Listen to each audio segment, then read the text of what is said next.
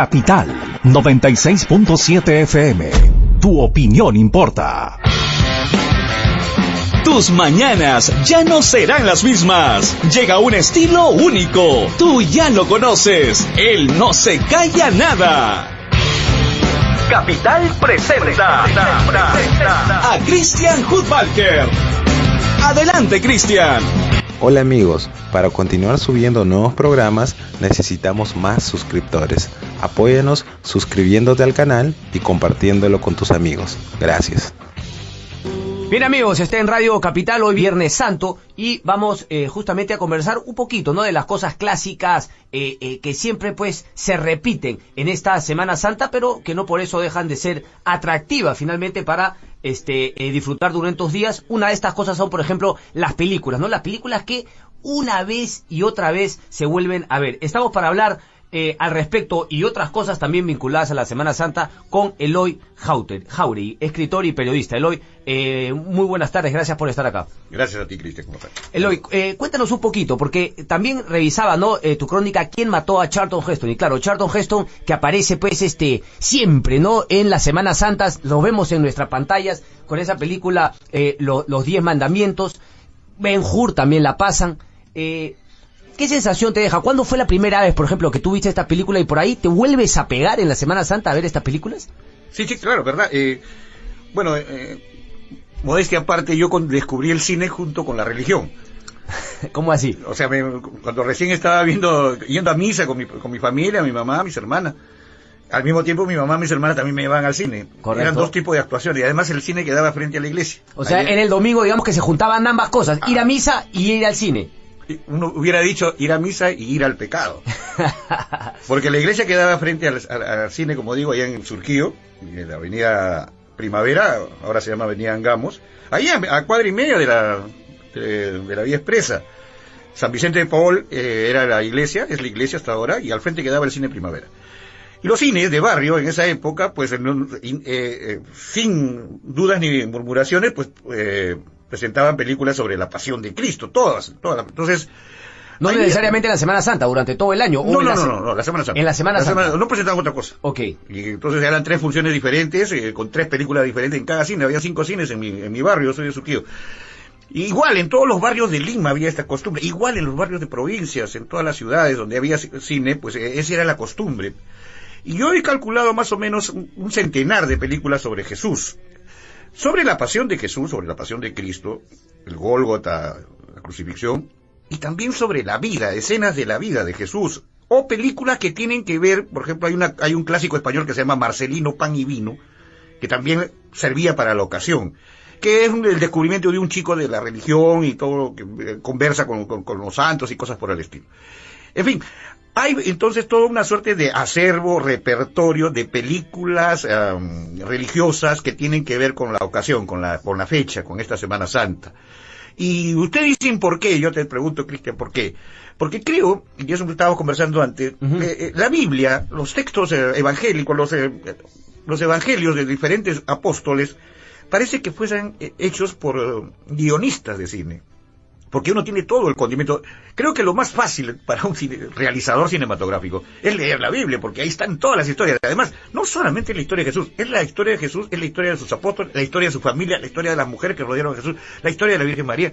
En fin, todos los personajes que uno descubre cuando encuentra la religión, pues son cinematográficos de acuerdo a los textos de la Biblia. Y en ese sentido, creo que el sentimiento religioso del peruano, no te olvides que el peruano es muy religioso, sobre todo afectado en esta semana. En el norte todavía hay pueblos, Cristian, donde las mujeres visten de luto, una semana antes y una semana después, se ponen de negro, y dicen ahí que es uno por Jesús y otro por la llegada de los españoles. En fin, son costumbres que tienen. La religiosidad en el Perú es asombrosa, maravillosa, como creo que en toda Latinoamérica, y cada uno con sus diferentes matices, pero en el Perú es sorprendente, en el Cusco es una locura, en Ayacucho también. En Ayacucho sí he estado, pero es una locura. Es una locura, pero en Ayacucho es más la cosa turística, ¿no? En el Cusco no, en el Cusco es más la cuestión de fe religiosa. En Pacartambo, en Nahuaylías, hay una iglesia que se ha reconstruido hace poco que se llama la Sixtina, la Capilla Sixtina de los Andes, que es de Andahuaylía. que es una iglesia que tiene todos sus techos. He ido, pero creo que la han arreglado recientemente. Sí. Yo he ido hace muchos años, unos 10, 15 años. No debe haber estado como está actualmente. No, es una maravilla. A los que van de turismo al Cusco, pues yo les recomiendo que vayan a ver esa iglesia. Es una pintura, es una cosa que no tiene nada que envidiar a las iglesias de Roma, por decir. Y entonces, la festividad es tan frondosa, tan llena de cosas, de símbolos, sobre todo símbolos, llena de acertijos, llena de cosas, de costumbre, que los chicos mayores y los viejitos están metidos en esta cosa de la religión. Y son a rajatabla religiosos, pues. O sea, no hay tutías ahí, o eres o no eres. Pero ahora, porque claro, tú me comentas esto, Eloy, pero ¿no crees que más bien, quizá en otras ciudades, ¿no? Más centralizadas, más costeñas, se ha perdido ese vínculo?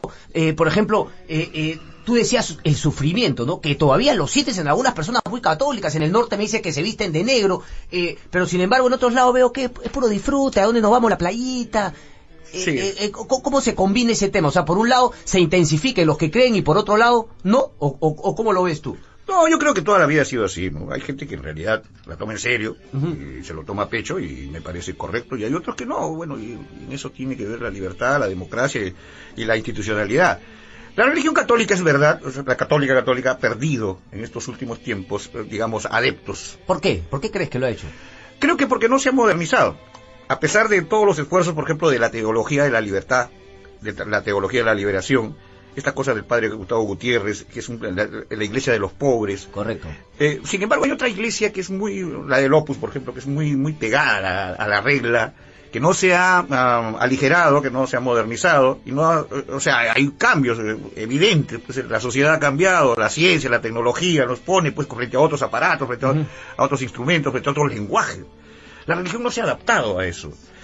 Y, no obstante, en el Perú el sentimiento es muy fuerte. Sí. Nosotros somos un país totalmente católico. Pero ¿eso es por costumbre o por creencia? O sea, por una renovación de la fe o por una costumbre que viene de antes. Por la renovación de la fe. Yo creo que la familia, la iglesia, los colegios, la misma universidad plantea una serie de fuerzas espirituales para que la iglesia, la religión, esté presente en todos los actos del hombre. Y creo que eso es bueno. No obstante, hoy día hay iglesias nuevas. Sí, eso. Entonces hay muchos evangelistas. Hace poco hemos asistido a la penosa noticia de que un bus que se estaba trasladando de regreso a Chiclayo, sí, pues venía cargado de gente que venía a una ceremonia que hubo en el Estadio San Marcos. Pues la gente se traslada, la gente participa, hay una actividad tremenda. Eso no sale en los periódicos, no sale en los medios. Correcto. Pero eso está dentro de lo que es la vida común, la costumbre habitual de las personas, las familias. Yo cada día veo con mayor exponentes a gente muy activa en iglesias, sí, que son católicas de viejo cuño. O sea, las parroquias han tratado de, como digo, hay fuerzas reaccionarias dentro de la iglesia, que no permiten que la iglesia sea una fuerza pues moderna, que sea una fuerza científica, que esté vinculada, por ejemplo, a la empresa, que esté vinculada a, no sé, a la universidad, que esté vinculada a cosas que son productivas, que el tránsito. Yo no sé, ¿por qué los católicos no pueden poner una empresa, una panadería? ¿Por qué los católicos no se reúnen y hacen una sastrería o hacen un desfile de moda? Me parece que la iglesia ha dejado de participar en los actos definitivos de la gente común y de la gente moderna. Aquellos que se levantan temprano, van al gimnasio, por ejemplo, ¿no? Claro. Se levantan al gimnasio, hacen su rutina. Claro. Ahí no está la religión, por ejemplo. La religión es una cosa de viejos, una cosa de personas que son, digamos, tradicionalmente conservadoras. A diferencia del evangelista, que quizás se moderniza más y se vuelve una alternativa finalmente a un discurso que por ahí no evoluciona. Sí, señor, y usted ve los canales de televisión. En el cable, por ejemplo, yo tengo hasta 5 canales de evangelistas contra uno católico, ¿eh? Entonces, incluso los medios de comunicación están tomados por estas iglesias jóvenes. Correcto, están adoptando, digamos, la tecnología para finalmente hacer llegar su mensaje y por otro lado la católica no tanto. Así es. Y entonces la católica es su misa de los días domingos, la misa de difuntos, el bautizo y cosas por el estilo. Y sin embargo la otra va a la avanzada, va en la vanguardia. Pero además hay otra cosa.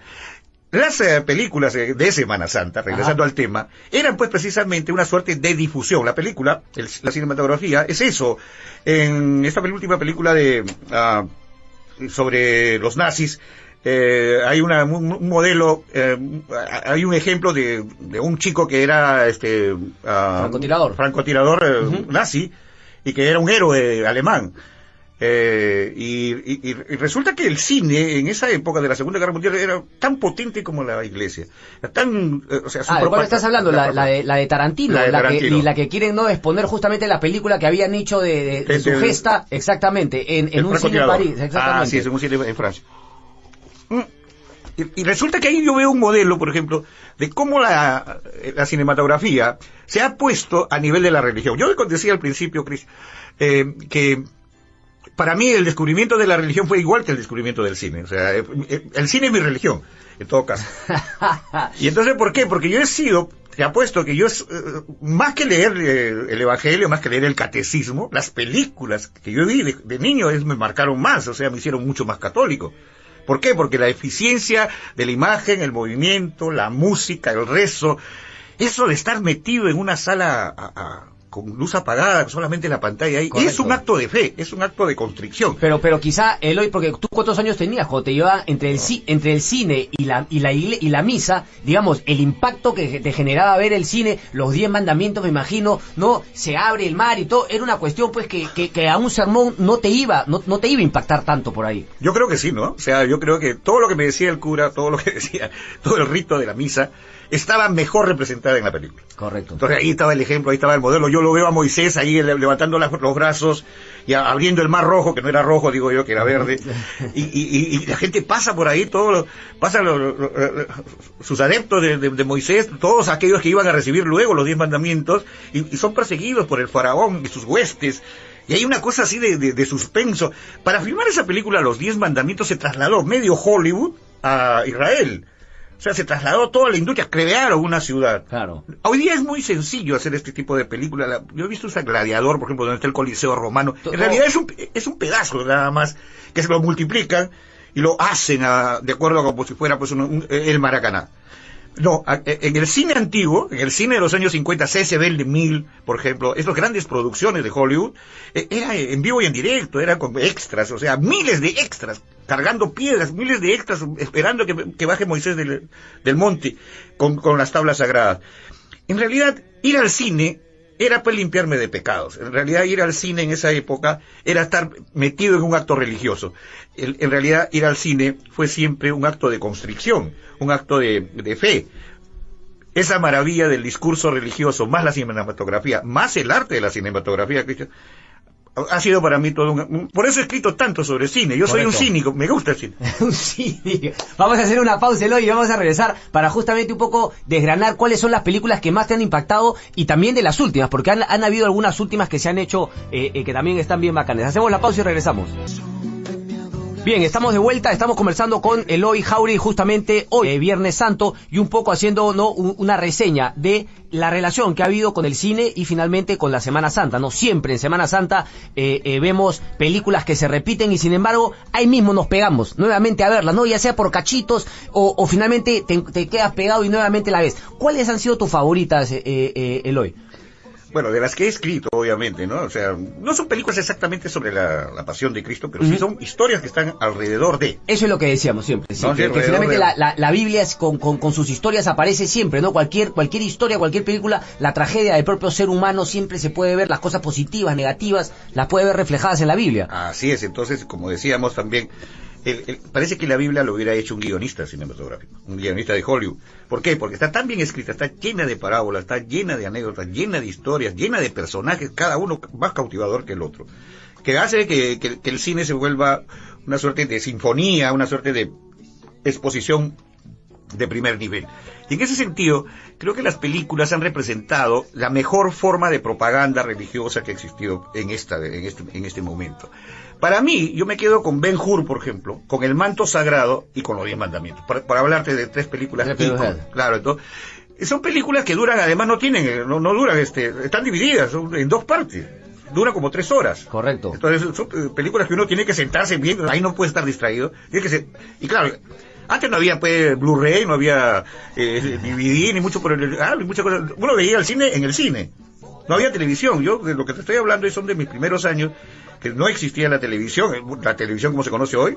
Y obviamente el acto de ir al cine, comprar tu entrada, una cosa curiosa que siempre cuento es que la chica que vendía los boletos en el cine sabía de crítica cinematográfica. Todo el mundo le preguntaba. Claro, tenía que convencerte, claro, eso se ha perdido completamente. Claro, entonces ahora ya te venden así, te venden canchitas y te venden cosas, ¿no? Exactamente. No, ahí no, era una especialista en cinematografía. Entonces tú le decías, señorita, ¿de qué trata tal película? Y te contaba quién era el guionista, quién eran los actores, de qué era el guión, de qué se trataba, que se moría el jovencito al final. En fin, sabía de todo, a qué escuela de cinematografía pertenecía esa película. Y por lo tanto, obviamente, el acto del cine era un acto, como digo yo, religioso, más que religioso, místico. Ingresar al cine, que se apaguen las luces, que suban las cortinas, era todo un ceremonial.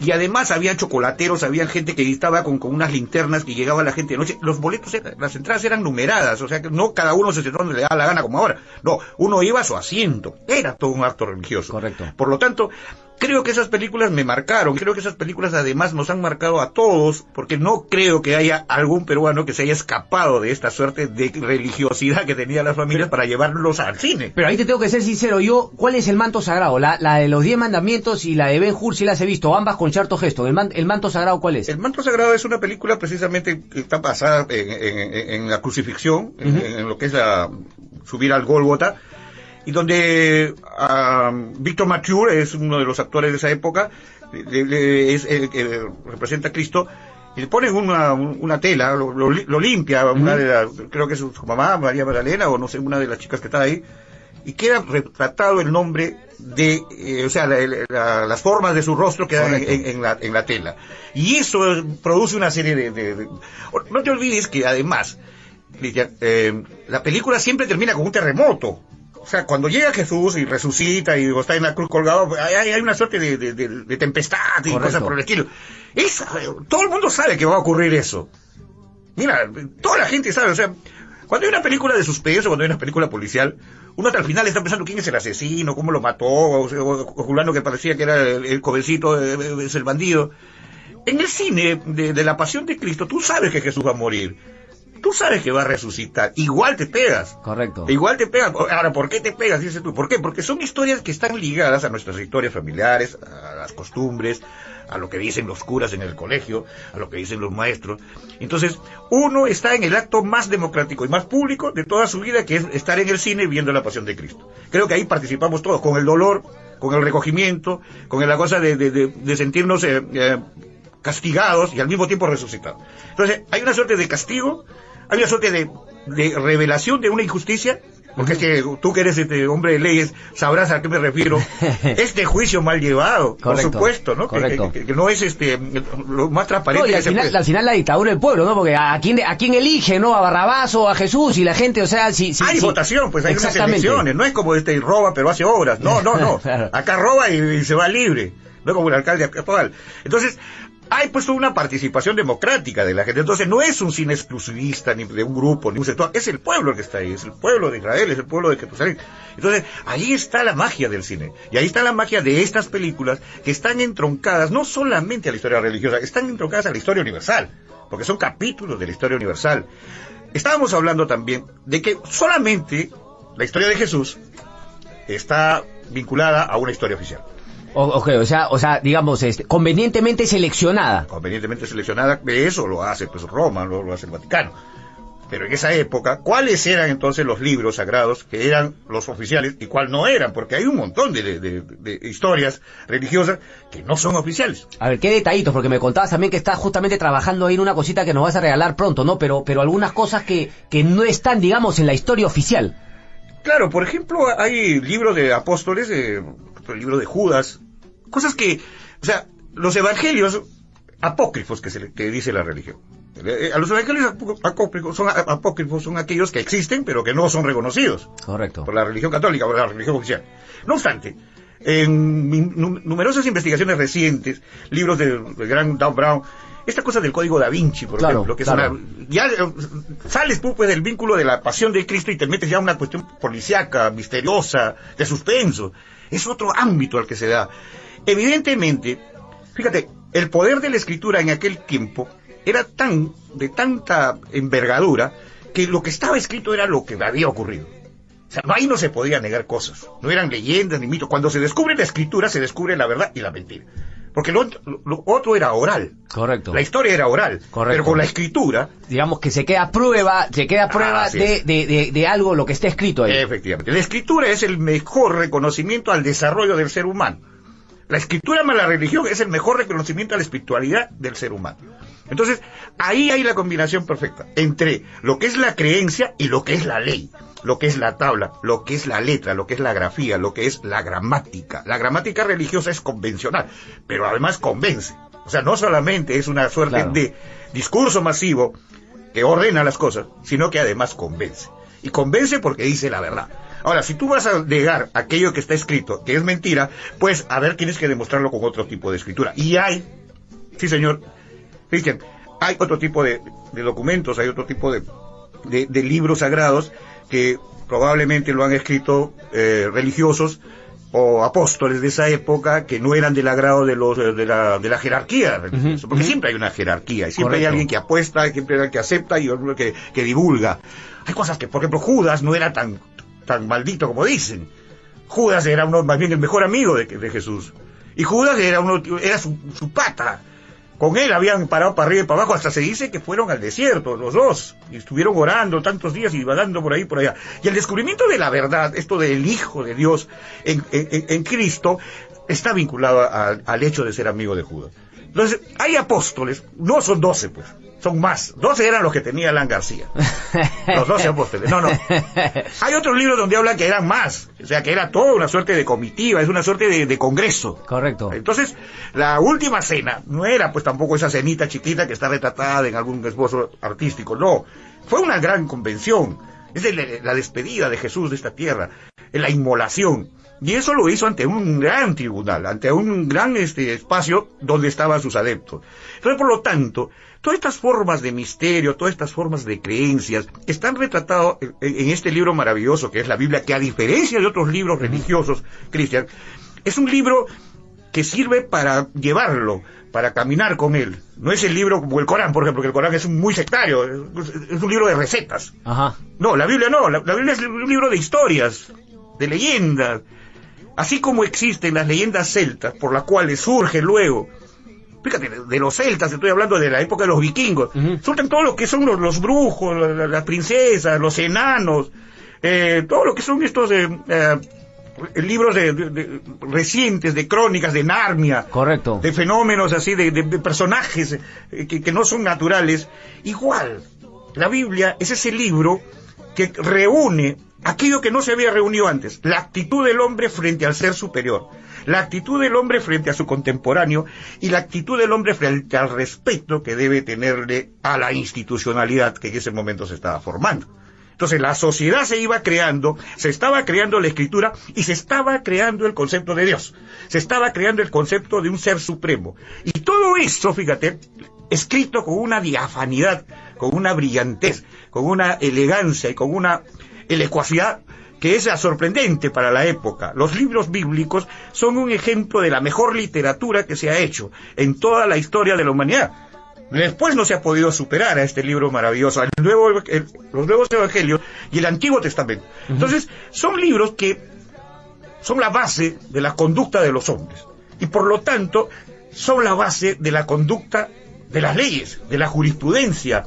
Ahí está el principio de todo lo que es el deber, el derecho, lo que es la moral, lo que es antiético, lo que es la conducta y lo que es las inconductas. Y por eso es que dice que ahí también está el gran guión del cual todos los cineastas se pueden nutrir finalmente. Por supuesto. Entonces nosotros tenemos desde el año 1930, incluso con el cine mudo, donde hay las primeras experiencias de contar la historia de Cristo, hasta ahora, hasta Mel Gibson o hasta Martin Scorsese, con La Última Tentación de Cristo, donde incluso hay historias eróticas de Jesús.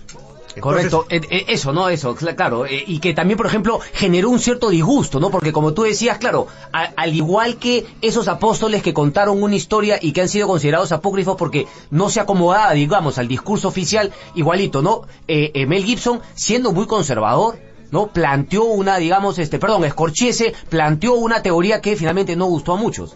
Sí, claro, siempre va a haber pues la gente que va a responder frente a cosas que son clásicas, que son conservadoras. O sea, lo único que hace que el conservador tenga validez es su afinidad a la modernidad. Pero el conservador no puede ser moderno. El conservador tiene que ser retardatario, tiene que ser reaccionario frente a los cambios. La religión está metida en ese problema, hoy, a pesar de que el Papa es argentino.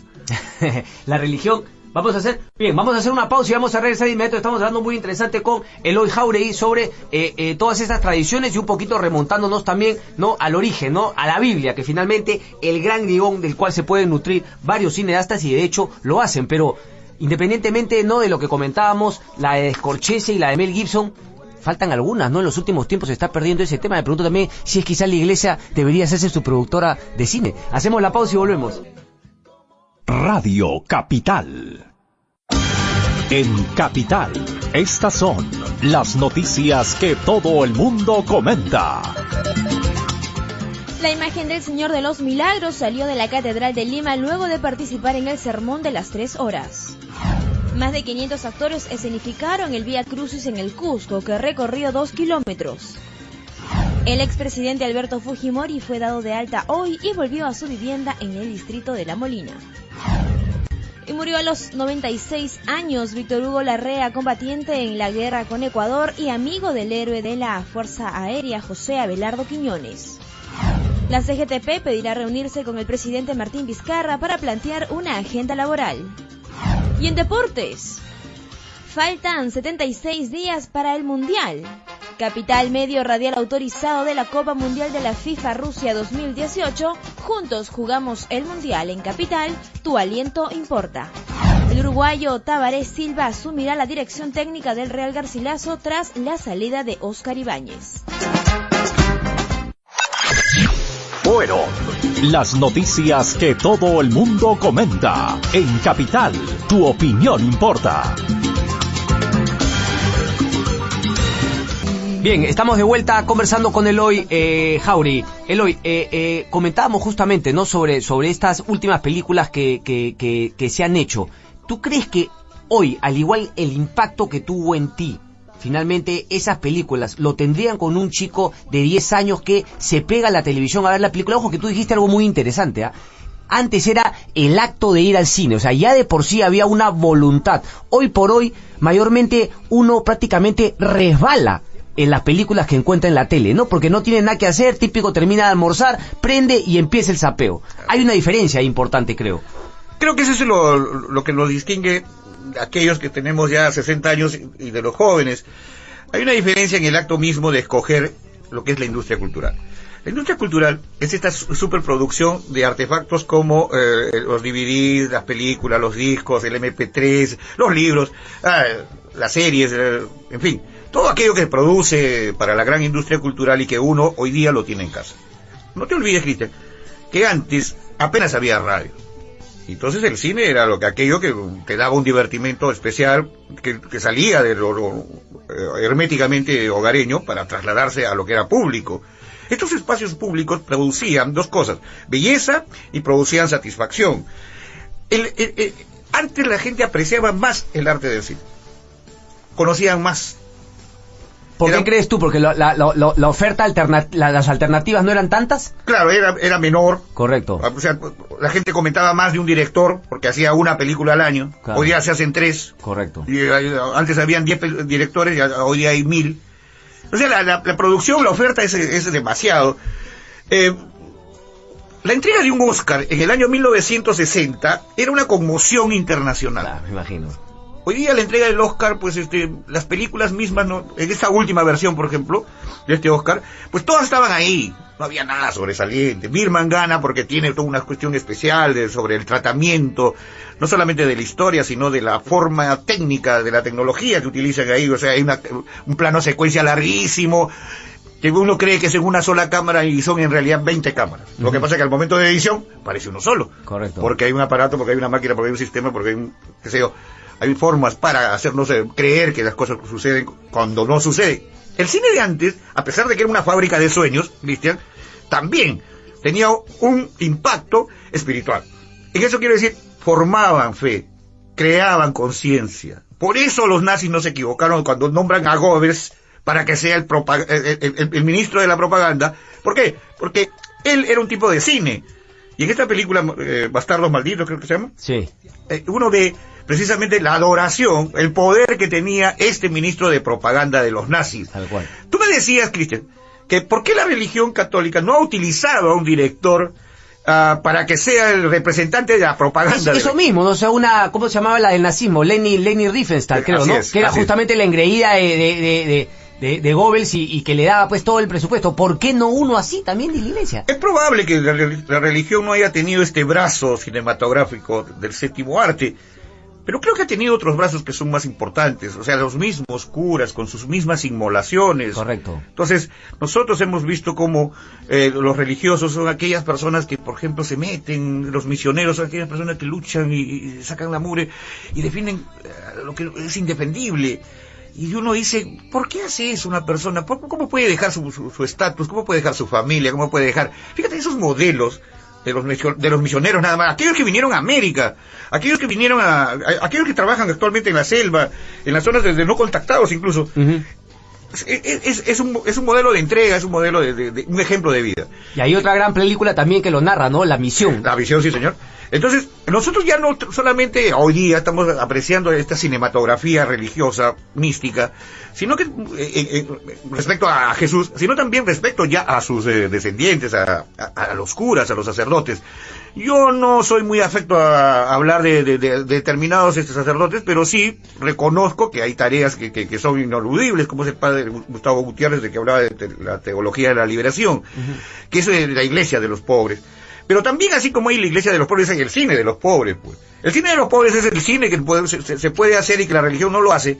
Por ejemplo, aquel que se puede hacer con estas cámaras que uno tiene en su smartphone y cosas por el estilo. Hay cine de bolsillo. Correcto. Entonces, creo yo, estábamos hablando en el espacio anterior, que a la religión católica le está faltando hoy día tener esta suerte de aparatos, de esta tecnología, de soportes, de aplicaciones, para que la religión también se convierta en un producto de bienestar. ¿Por qué es eso la religión? La religión es una de las ciencias exactas en el acto de producir paz, sosiego, correcto, tranquilidad. Sosiego, sí. Sobre todo sosiego. Cuando uno quiere estar tranquilo, estos días, Cristian, sirven para eso, precisamente. Es muy marcado, o sea, se prepara la Iglesia Católica 3 semanas antes, 3 semanas luego, para que estos 3 días, 4 días, esta Semana Santa, esté vinculado a algo que es tan inapreciable. Uno puede comprarse un aparato en Saga, uno puede comprarse otro aparato en Ripley, uno puede comprarse en Iraoka. Lo que no puede comprar uno es un pedazo de paz, un artículo de reflexión, sosiego, tranquilidad, perdón. Ese es. Nadie puede comprar perdón, no hay ofertas de perdón. Para eso sirven estos días, para estar pensando en uno, para estar pensando en el mañana y para estar pensando en cómo llevarse mejor con sus congéneres, con su familia, con sus amigos, con sus compañeros de trabajo, que es lo más fundamental, el no tener enemigos. Y si tienes enemigos, pues perdónalos. Esas cosas, por ejemplo, sirven en estas horas. Y ahí está vinculado al cine. Y ahí está vinculado a estas reflexiones que yo hice con esta crónica que salió publicado en mi libro El más vil de los Ofidios, que es ¿quién mató a Charlton Heston? Es decir, ¿quién mató a este señor? Que era un tipo, no era tampoco amigo de las buenas costumbres.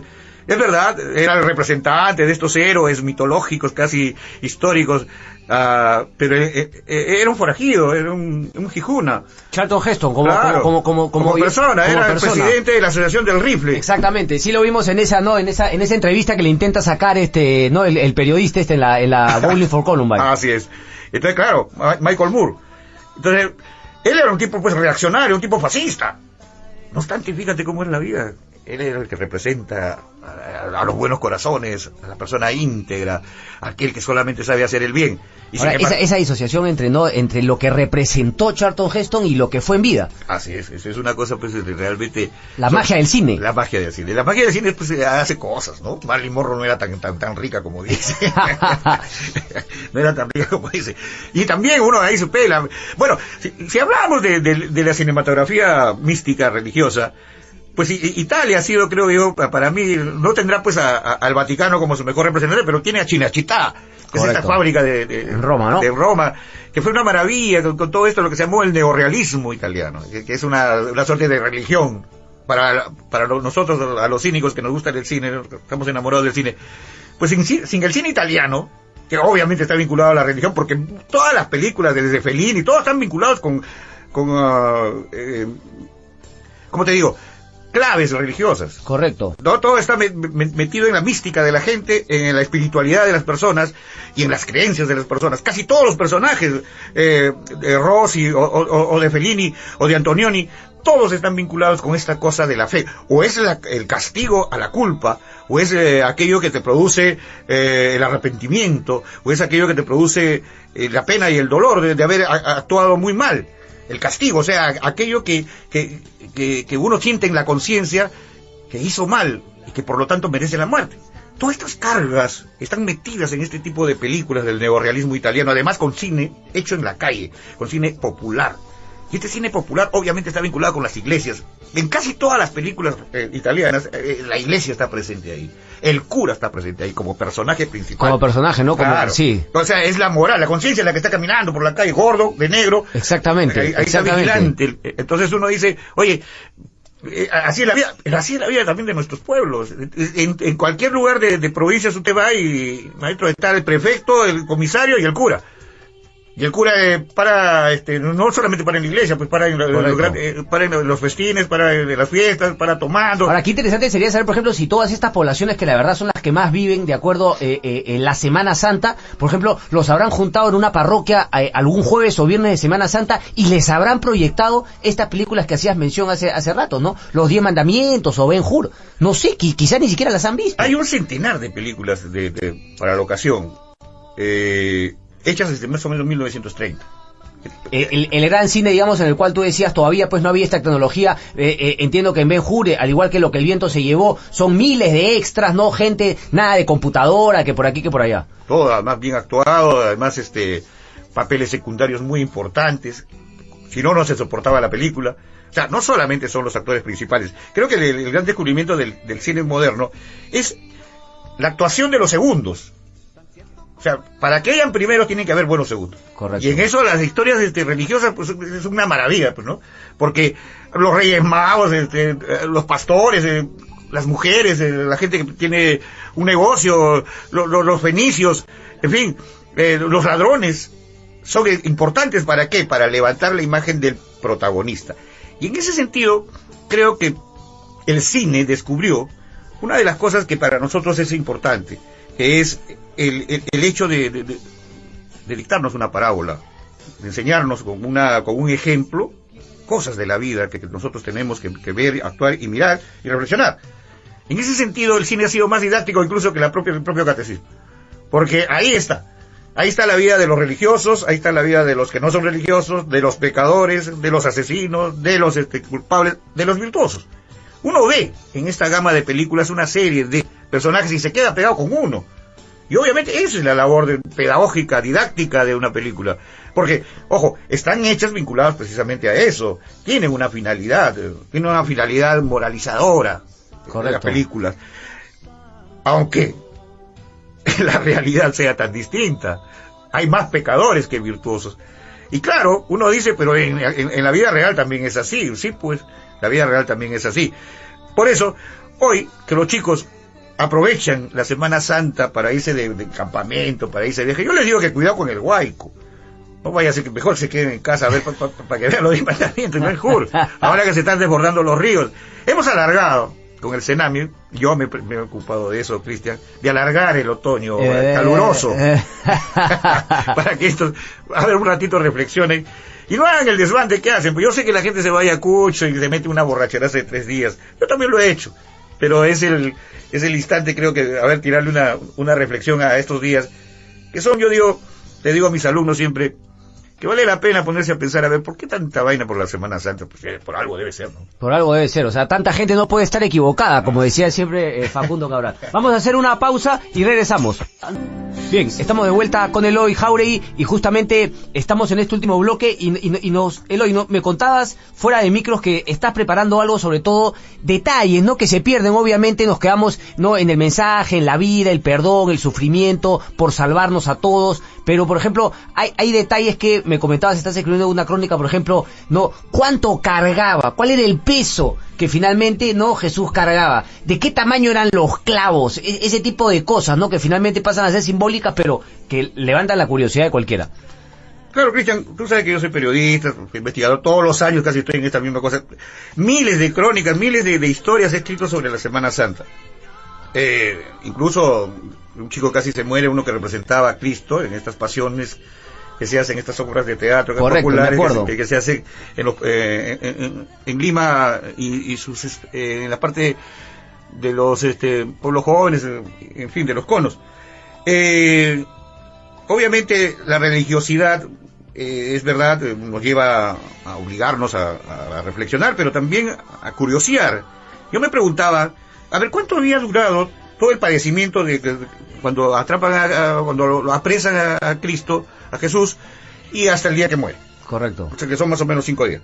Entonces les hacen un juicio, le pegan, lo hacen sufrir, lo torturan, antes de que cargue la cruz, antes que suba al Calvario. Y entonces, ahí hay un procedimiento, ahí hay un proceso, ahí hay una etapa de donde a él lo agobian. Él ya comienza a desmoralizarse. Entonces, ese sufrimiento, los psicólogos lo bautizan como casi pre-martirio. En donde ya Jesús se da cuenta que va a morir, y ya es irremediable, hay una depresión, hay una falta de cariño hacia sí mismo y hay una tristeza, hay una pena. Eso solamente ha podido ser revertido, se podría revertir siempre y cuando que Jesús hubiera ido a un proceso científico o un psiquiatra. Cosa lo cual no ocurrió, al contrario, se fue deprimiendo más. Y vio que sus amigos, a que algunos amigos que él consideraba que lo iban a defender, pues no lo defendían. Se hicieron los locos. Ahí comienza otra curiosidad mía, el juicio. ¿Fue legal el juicio? ¿En realidad tuvo los elementos necesarios para que lo condenen a la pena capital? No a radio capital, sino a la pena capital. Y ya, entonces, ¿cómo fue que se llevó el juicio? O sea, ¿tuvo defensor de oficio? ¿Tuvo un abogado? ¿Tuvo defensa? ¿No tuvo defensa? ¿Cómo eran los tribunales en esa época? ¿Cómo es que se sentenciaba a un ladrón? ¿Qué castigo? ¿Cuál era el código penal de ese momento? ¿Fue justo lo que se le aplicó la ley porque era un subversivo? Correcto. Jesús era un subversivo. No de la calaña, por ejemplo, no sé, de un guerrillero, pero digamos que sí, era un tipo que levantaba. Claro, iba contra el status quo totalmente, exactamente. Iba contra las normas sociales de esa época. Y por lo tanto, pues, amotinaba, o sea, hacía la portátil, y agarraba y llevaba gente aquí y allá y trasladaba, y entonces hacía marchas, así por la Unión Civil, así como hay ahora, igualito hacía marchas él. O sea, lo hubiesen reglado fijo, Ladini. Lógico, por supuesto. Y entonces, todo ese asunto resulta que va a determinar el grado de penalidad. Pero además de eso, una vez que lo sentencian, comienza ya la tortura mayor. Así como hay fiebre que tiene graduación, así como hay cualquier procedimiento que tiene una graduación, el dolor también tiene graduación en el sistema médico. Y entonces uno puede llegar, por ejemplo, como el sonido tiene decibeles, el dolor tiene decibeles. Entonces, un hombre puede soportar hasta 30, digamos, decibeles de dolor, antes de colapsar, de terminar. Jesús, con todo este padecimiento, con toda esta tortura que sufrió, se calcula, según los médicos, ha llegado a 60. O sea que ya es extraordinario el grado de soportar el dolor. Correcto. Esos clavos que le metieron en la palma de las manos y en los pies, ¿de qué estaban hechos? Porque Jesús estuvo 3 días, dice, colgado, crucificado. ¿Es factible que una persona pueda haber aguantado 3 días crucificado? Jesús sí. Los otros hubieran muerto. Habían a unos que los clavaban y a otros que los amarraban. Entonces a Jesús lo clavaron.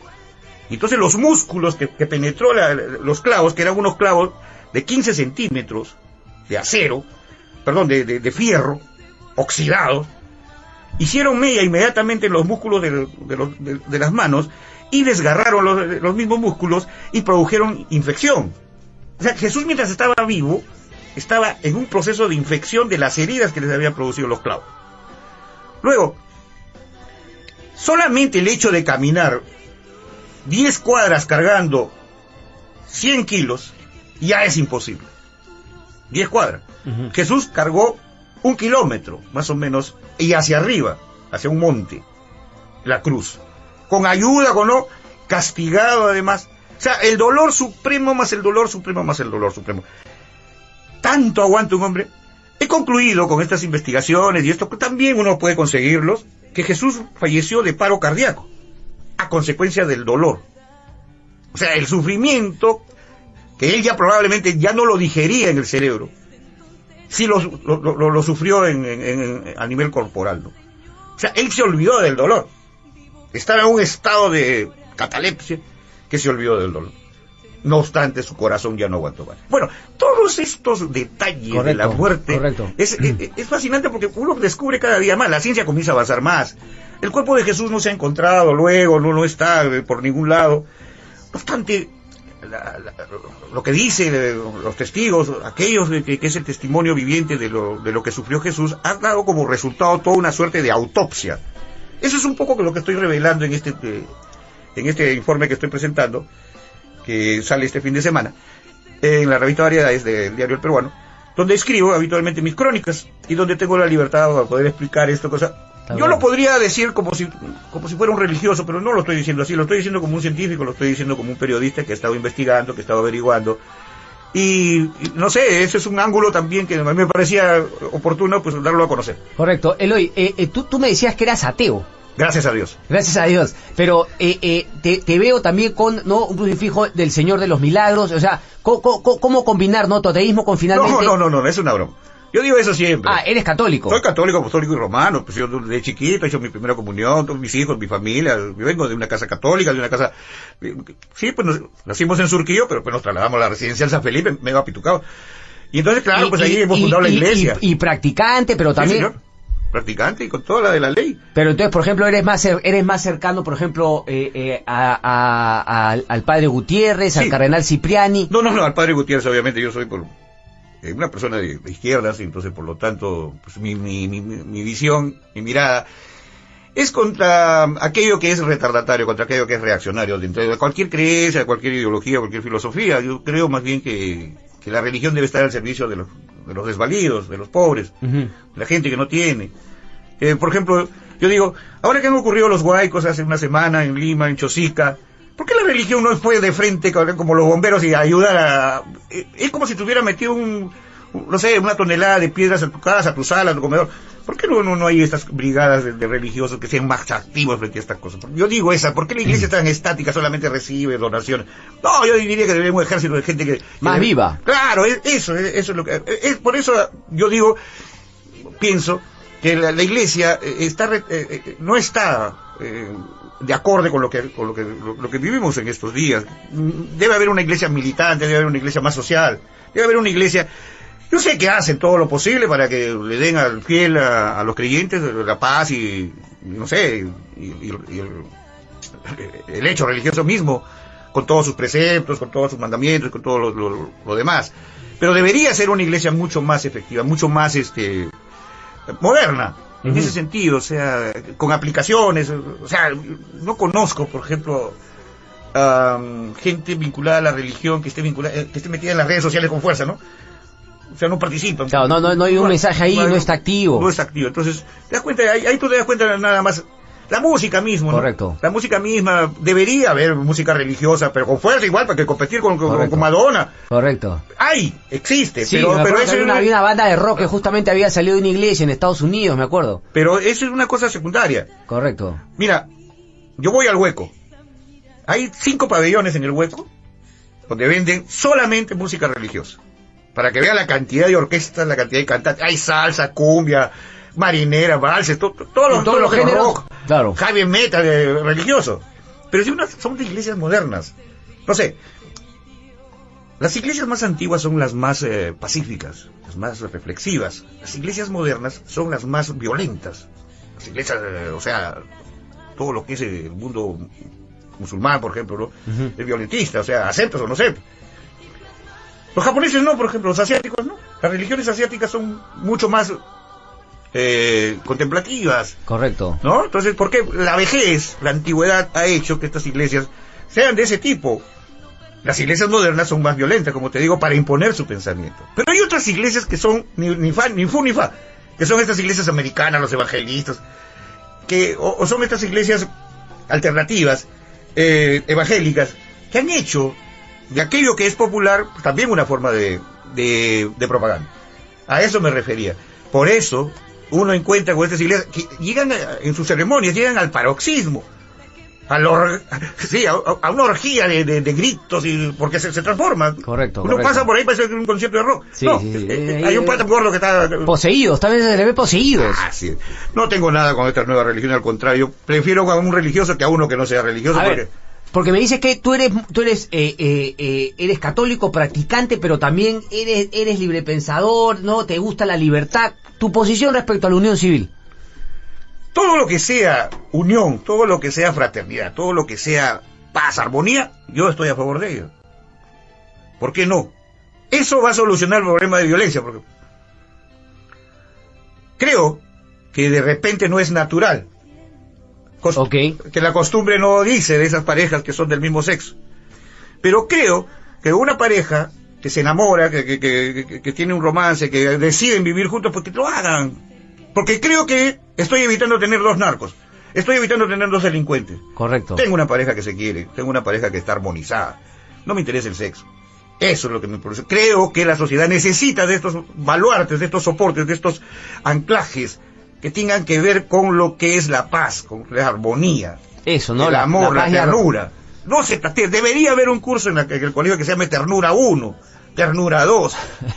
Eso evitaría el bullying. Tal cual. Yo soy achoradísimo, pero al momento de, Cristian, al momento de vivir, pues prefiero vivir en armonía, prefiero vivir en paz. No, y eso también es la el perdón, tal cual. El abuso, me molesta, me friega.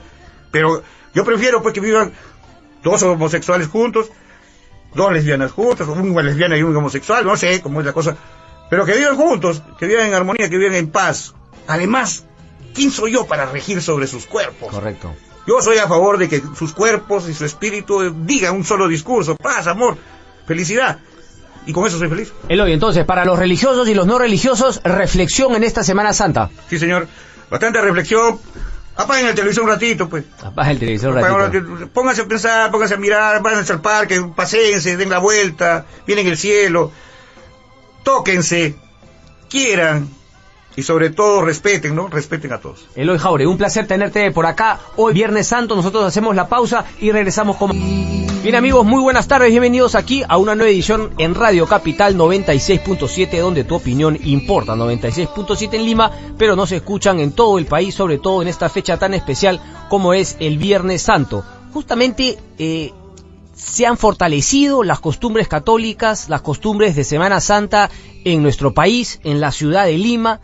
Ha habido más bien una dejadez en las prácticas. ¿Qué significa justamente la Semana Santa? De todo ello vamos a conversar el día de hoy con el padre Lucio Castro, párroco de la parroquia Los 12 Apóstoles de Chorrillos, a quien damos la bienvenida desde ya. Padre Lucio, muy buenas tardes, gracias por estar con nosotros. Muy buenas tardes, una alegría el poder compartir hoy día con ustedes y sobre todo tener una oportunidad no solo para encomendar a tanta gente que en estos días y hoy de muy especial se acerca a muchas parroquias, mucha oportunidad para acercarse y crecer un poquito en su piedad y en su amor al Señor. Cuéntenos un poquito de las costumbres de Semana Santa. ¿Cuándo es que arranca? Porque bueno, la mayoría de gente sabemos que arranca el domingo anterior con el Domingo de Ramos, ¿verdad? Así es. Si queremos ser un poco estrictos, tratando de entender toda esta gran riqueza de la Semana Santa, tendríamos que retroceder un poquito más, ya que la preparación a la Semana Santa viene con la celebración de Miércoles de Ceniza, celebración con la que se iniciaba el tiempo de la Cuaresma, un tiempo muy intenso, muy grande, de mucha preparación espiritual, de mucha riqueza y sobre todo de un encuentro personal con el Señor. Estamos hablando entonces de casi 40 días, un poquito más, para introducirnos en la Semana Santa. Entramos en el Domingo de Ramos, que es probablemente el día ya más importante porque te introduce en todo ese misterio, y luego los demás días de la semana te llevarán hacia el Tríodo Pascual, que empieza el jueves por la tarde y está terminando el domingo, o la vigilia pascual, que se inicia el sábado por la noche hacia el domingo. Lo que pasa es que el domingo de resurrección es una fiesta muy particular, porque si se celebra el sábado por la noche, pero aún así parece que termina, pero a la vez empieza, porque se inicia el tiempo de la Pascua. Va muy unido esos 2 días, ¿no? Es que es ya casi el sábado por la noche, se considera desde el tiempo, desde la cronología judía, ya el inicio del nuevo día, del domingo. Entrando a cosas más terrenales, yo le quería preguntar, desde el punto de vista de la fe católica, de la Iglesia, ¿qué tan positivo, ¿no?, para mantener vigente esta fiesta religiosa es el hecho, pues, que coincida con cosas más terrenales, ¿no?, como el fin de la temporada de verano, los chicos no van al colegio? ¿Eso ayuda o más bien va en detrimento de la tradición, de la religión que debería haber en la Semana Santa? Porque mucha gente piensa más bien a dónde me voy de viaje, a dónde me voy de fiesta, a dónde me voy por acá. ¿Cómo armonizar esas dos cosas? Sí. Mira, es muy interesante la pregunta que haces, pero justo hoy por la mañana un poquito meditaba esto y le daba un poco de vueltas. Casi siempre la pregunta que haces, y no es porque tal vez es lo que tal vez ahora se nos viene a la mente, ¿no? Pero es la pregunta bastante común en muchos años. Todo el mundo siempre te pregunta, ¿y por qué las otras opciones? ¿Por qué no tal vez para pasar bien estos días? Y encontramos diversas opciones, pero sería más bien preguntar, lo ideal sería ver que hay también mucha gente que busca muy buenas opciones para pasar estos días, y esas buenas opciones normalmente, ¿dónde las encuentras? Las encuentras en tu parroquia, en tu comunidad parroquial a la que asistes. Hoy se nota una gran frecuencia de fieles para Semana Santa, y en diversas comunidades parroquiales vas encontrando que las celebraciones litúrgicas te van a permitir ir en estos días. No es que no ayude estas opciones que tú mencionas, fin de verano, tal vez días de descanso, no es que no ayude, pero lo ideal sería rescatar algo que, si mal no recuerdo, hace unos cuantos días atrás el Papa Francisco decía: queridos papás, recuperen el hábito de hacer oración con sus hijos. Y eso es muy importante. La Semana Santa no solo se vive la señora tal porque se va a la misa, mi abuela porque decidió irse sola, o una parejita de enamorados que está y puede ayudar en la parroquia. No, se vive, creo yo, y sobre todo en familia. Correcto. Y los primeros, por lógica, creo yo, porque así lo hemos visto en nuestras casas, los principios de autoridad siempre han sido nuestros padres, y no solo en el aspecto académico, en el aspecto laboral, sino también en el religioso. Y ellos, ¿no? Y ellos, si nos promueven o nos proponen esas cosas, creo que sería una gran ayuda para vivir en estos días.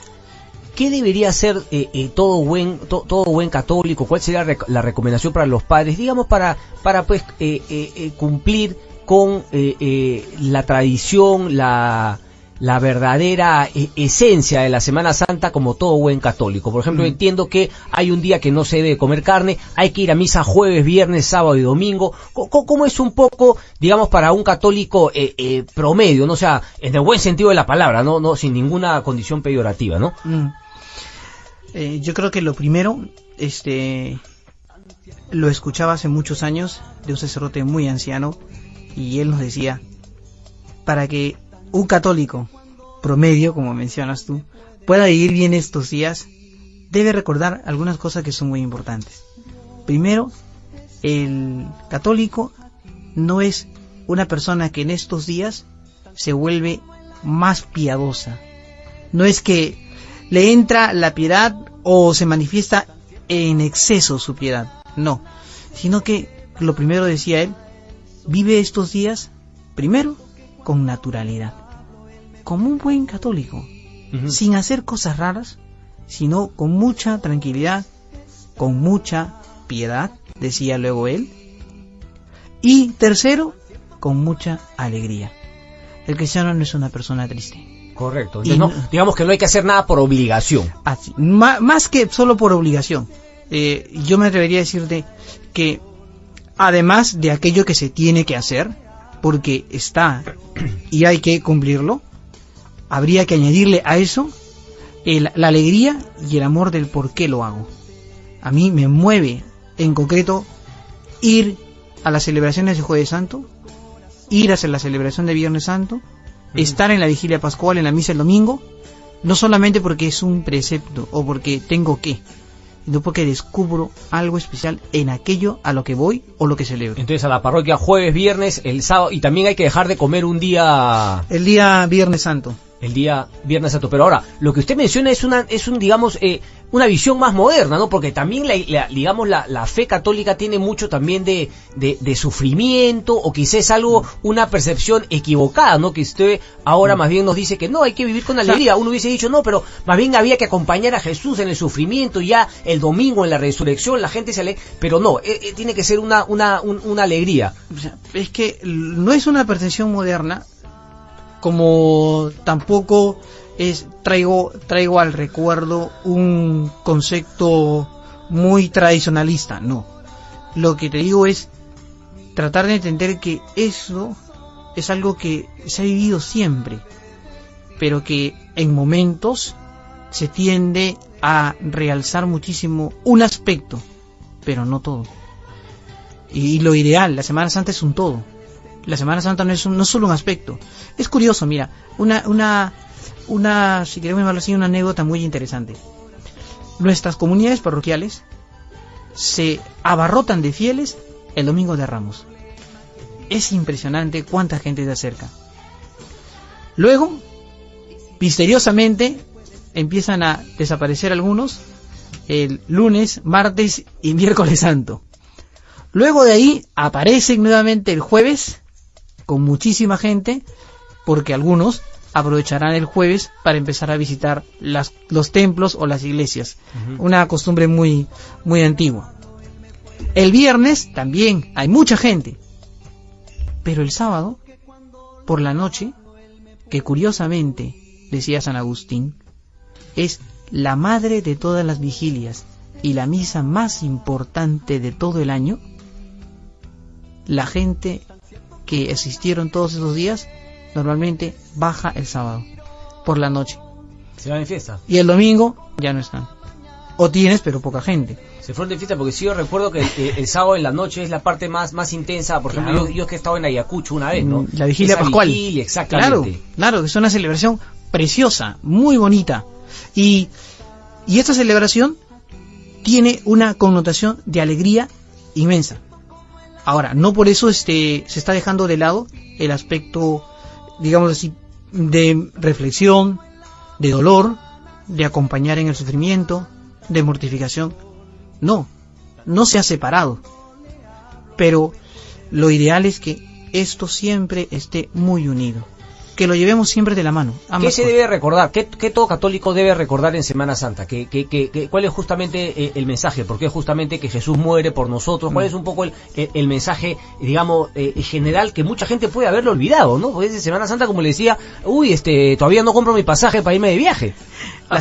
La Semana Santa, decía el Papa Benedicto XVI alguna vez, es una oportunidad muy inmensa para que todos los católicos entremos en esa semana, como le llamaban los padres de la Iglesia, la Semana Mayor, la semana de todas las semanas, aquella donde nuestra fe adquiere un sentido pleno, adquiere una razón por la cual yo me atrevo a creer y a responder. Y por eso es una semana muy especial. Es una semana cargada de muchos signos, cargada de mucha realidad sobrenatural que no se ve, pero muy preciosa. El Domingo de Ramos, que hemos celebrado y hemos dejado unos días atrás. El Domingo de Ramos nos muestra y nos presenta esa realidad de la entrada triunfante del Señor en Jerusalén. Qué bonito habremos escuchado, o incluso habremos hasta entonado, o tal vez ahí en un sentido un poquito más piadoso, esperando que el Padrecito en nuestras parroquias le eche el agua bendita a la palma que hemos llevado ese día. No es una simple palma. Recuerda, en el texto bíblico, esa palma es el signo concreto de manifestar mi devoción a la realeza de Jesucristo. Hosana al Hijo de David, se dice en los textos bíblicos. Uno le puede parecer algo novedoso, pero el judío que decía esa expresión entendía muy bien, ya que no había rey de Israel que no haya entrado en Jerusalén, que no haya sido aclamado con esas palmas y con un himno así. El Jueves Santo. El Jueves Santo es un día muy especial por dos. Vamos a ponerle 3 motivos. El primero, y aprovecho la ocasión, señoras o queridos fieles de sus diversas parroquias, si se han olvidado, aún hay tiempo. El día jueves es el día del sacerdote. Aprovecha, anda a tu parroquia, saluda a tus sacerdotes, agradéceles muchísimo por esa respuesta generosa que cada uno de ellos dio en bien de otros. Además, es el día de la Eucaristía. El Jueves Santo, el Señor Jesús quiso instituir y dejarnos ese gran tesoro de la cual hoy nosotros dependemos cada domingo cuando vamos a misa, la Eucaristía. Los que, yo le quería preguntar, por los que, digamos, no cumplieron, digamos, hoy día Viernes Santo, ¿qué debieran hacer? Hoy Viernes Santo. Claro, porque ayer ya, ¿no? Claro. Mira, lo primero es tratar de no olvidarse que hoy es un día que tiene su aspecto penitencial, tiene su riqueza de reflexión y de silencio. Primero, yo te animo muchísimo, y les animo muchísimo, traten de que en casa haya un poco de silencio. El silencio hace mucho bien. Hoy nosotros, los seres humanos, le tenemos mucho miedo al silencio. Terror al silencio.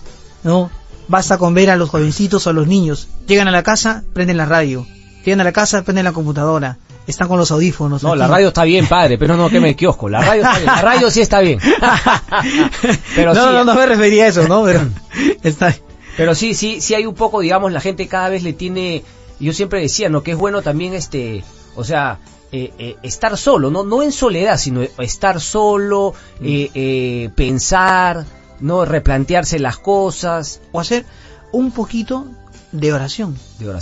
Lo que tú llamas estar solo, la iglesia te lo traduce en no descuides y haz oración. Perfecto. Reza. Padre, Entonces, vamos a hacer una breve pausa. Está con nosotros el padre Lucio Castro. Él es párroco de la parroquia Los 12 Apóstoles de Chorrillos y vamos a regresar para seguir hablando de la Semana Santa y específicamente del Viernes Santo. Vamos a hacer un poco de historia también, porque ¿qué significa el Domingo de Ramos? ¿Cómo así Jesús entra, no, en celebración y después termina siendo crucificado? Venimos. Radio Capital, donde tu opinión importa. Estamos hablando con el padre Lucio Castro, párroco de la parroquia Los 12 Apóstoles de Chorrillos. Ahí hemos hablado un poco de lo que significa esta Semana Santa, qué es lo que debe hacer un católico, lo que debió hacer ayer Jueves Santo, hoy Viernes Santo, el día de mañana, que debía ser, como nos decía el padre, un día pues de vigilia importante durante la noche, pero que desgraciadamente se ve que menos gente lo hace así. Pero yo quería preguntarle un poco respecto de la historia, porque siempre es bueno refrescar esas cosas que seguramente todos hemos aprendido en la clase de religión, todos hemos aprendido, los que han seguido yendo a la iglesia y practicando su fe, pero hay algunos que quizá no. Siempre es bueno también un poco recordar. Padre, cuéntenos un poquito entonces, un poco de la historia, cómo fue esa entrada de Jesús en el Domingo de Ramos y termina resucitando al domingo siguiente. Debemos un poquito recordar que nuestras celebraciones de la liturgia giran en torno a un día muy especial. Todo gira en torno al Domingo de Resurrección. Es el día más importante. Es el día que nos recuerda, o más que no solo un recordar, ¿no? Es la actualización del misterio central de nuestra fe. Entonces, partamos en primer lugar, del domingo. El Domingo de Resurrección es el día fundamental. Del domingo, podemos nosotros ahora desarrollar a lo largo de toda una semana ese misterio que parte de Domingo de Ramos a Domingo de Resurrección. Tenemos una semana. ¿Bien? Dentro de esa semana hay lo que se conoce como el Triduo Pascual. el Tríodo Pascual, como ya su nombre lo menciona, son 3 días donde la manifestación de nuestra fe alcanza un sentido único, particular, se expresa de una manera especial. Jueves por la tarde hacia el viernes por la tarde, primer día. Viernes casi ya hacia el anochecer, hasta el sábado por la tarde, segundo día. Sábado por la noche hacia el domingo, tercer día. El Tríodo Pascual. Y en cada uno de esos días, nosotros, los católicos, hemos introducido los misterios que en la Sagrada Escritura tenemos, y en los 4 evangelios se conocen como los relatos de la pasión del Señor. Los relatos de la pasión del Señor se introducen desde su ingreso en Jerusalén hasta su pasión, muerte y resurrección. En cada uno de los evangelios lo vemos detallado de una manera muy preciosa, concreta, y cada uno de ellos va explicando paso por paso esta realidad en la cual nosotros nos insertamos en estos días. En cuanto a datos más que históricos, si queremos llamarlo así, ¿no? Porque es justamente hoy, ¿no? Cuando Jesús es crucificado. Así es. El viernes de la Pasión. Para nosotros, nuestra primera referencia la vamos a encontrar, nuestro primer dato lo vamos a encontrar en la Sagrada Escritura. Esta es nuestra primera referencia. La Sagrada Escritura se convierte para nosotros en la fuente de lo que nosotros vamos a sostener como ¿cómo podríamos decirlo? Como la primera guía celebrativa de todos estos días. Correcto. Es la Sagrada Escritura, básico, ¿no? O sea, querer entenderlo es un poquito animarnos, y les animo a leer un poquito también la parte de los evangelios. Yo ¿no? le quería preguntar eso, si hay alguna cifra, alguna investigación hecha por el Papa de cuántos católicos practicantes han leído la Biblia. Porque en la Biblia está todo, no es la esencia. Sí. No sabría decirte, Concepto, si hay una, como tú me mencionas, ¿no? Una encuesta o una base de datos, pero de algo estoy seguro. Es el libro más leído, tengo entendido. Eso sí, y no hay católico que no lo haya leído. Correcto. Ahora, si tal vez alguna vez un profesor nos hizo una comparación muy graciosa y él nos decía, si por algún motivo, decía un ejemplo hipotético, decía él, ¿no? Si por algún motivo en alguna parte del mundo nadie pudiera tener una Biblia a la mano y no pudieras leerlo, pero si esa persona va a misa todos los días o va a misa todos los domingos, ya ha escuchado en los textos casi la Biblia en su totalidad. Correcto. Es un buen punto. Ahora, leí aquí también que se da la oración del árbol de la cruz y el Vía Crucis, pero que al mismo tiempo es el único día del calendario litúrgico que no se celebra la Eucaristía. ¿Eso qué motivación tiene? Es el único día que no se celebra la Santa Misa, ya que la última misa que se celebró fue el día jueves. Okay. El jueves por la noche, y el sacerdote que ha celebrado misa ese día, al consagrar el cuerpo de Cristo, lo que hace es reservar para que al día siguiente se dé la comunión en una celebración litúrgica, que no es propiamente la Santa Misa. Ahora, ¿por qué no se celebra misa ese día? Primero, porque la razón de ser de la Eucaristía, lo que le da razón a la Eucaristía es el mismo Señor Jesucristo. Okay. Y si nosotros estamos celebrando su pasión, estamos celebrando su muerte. Y al celebrarla, no tenemos aquello que le da fundamento y base, sino que nos privamos de ella y esperamos con el Señor. Y después, con su resurrección, celebramos nuevamente y recuperamos lo que Él nos da con su resurrección. Yo le quería preguntar también por la adoración del árbol de la cruz, ¿no? ¿Qué es exactamente? Es algo que yo no recuerdo, la verdad. O sea, no es la adoración del árbol de la cruz, es un, si no me equivoco, es un himno, es un himno litúrgico del Viernes Santo. Okay. O sea, no es que solamente sea un acto de piedad, no, es un himno litúrgico del Viernes Santo. Incluso cuando vayas a la celebración de viernes, escucharás: mirad el árbol de la cruz, donde estuvo clavada la redención del mundo. Venid, adorémosle. Y hoy viernes entonces hay misa tanto en la mañana, las que ya fueron, como en la tarde también y en la noche. Ya no nos olvidemos que hoy no es misa, Viernes Santo. No es misa, justamente. Sí. Correcto. Entonces, sí. Entonces, la adoración del árbol de la cruz es un himno que pertenece a la celebración litúrgica del Viernes Santo. Correcto. Del viernes, ¿está incluido dentro de toda la liturgia, es un himno propio. Donde el fiel cristiano contempla en un momento de la liturgia, un ministro, un sacerdote, entra con la cruz que está tapada, y cada ciertos momentos esta cruz se va desvelando. El sacerdote dice: mirad el árbol de la cruz. Va desvelando la cruz hasta llegar un momento donde la muestra y la gente adora.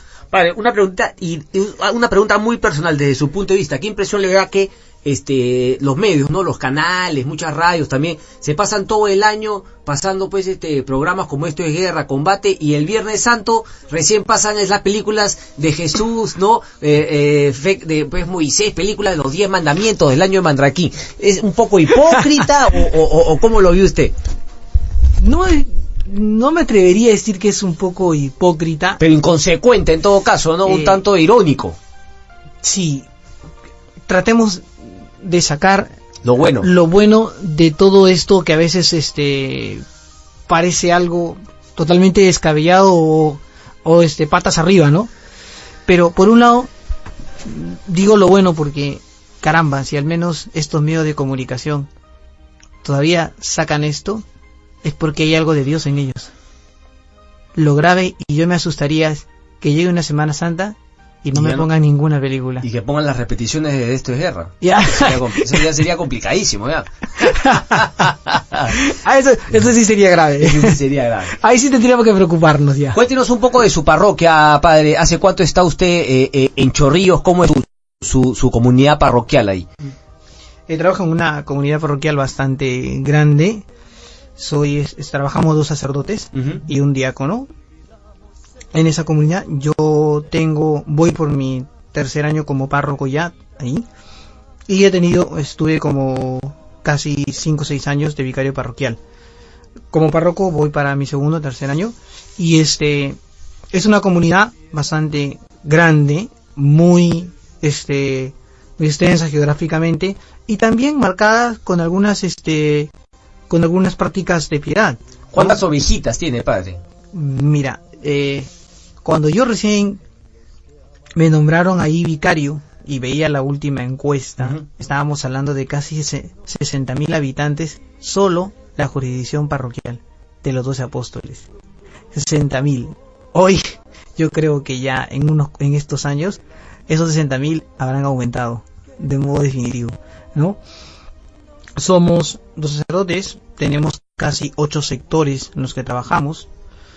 En 5 de ellos tenemos celebraciones eucarísticas.